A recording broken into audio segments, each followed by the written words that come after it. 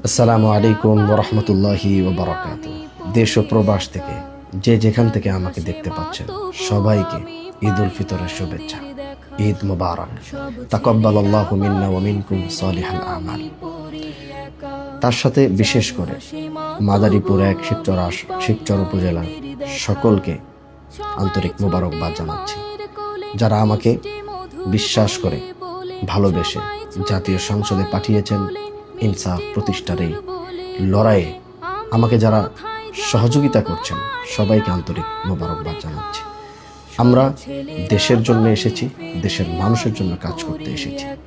আমাদের প্রতিশ্রুতিগুলো যেগুলো আমরা দিয়েছিলাম প্রত্যেকটি হারে হারে সেগুলো পালন করার সর্বোচ্চ চেষ্টা করছি। আমাদের ইলেকশনের পর ঈদ চলে আসছে, আমাদের ইলেকশনের পর রমজান চলে আসছে।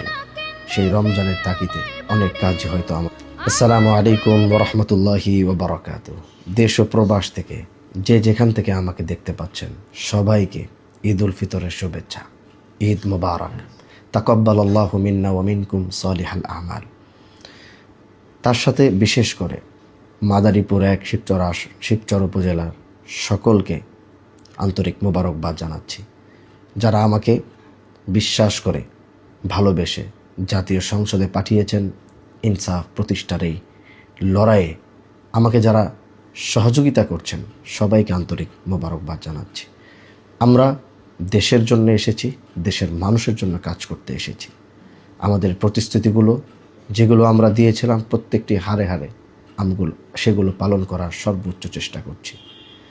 আমাদের ইলেকশনের পর ঈদ চলে আসছে, আমাদের ইলেকশনের পর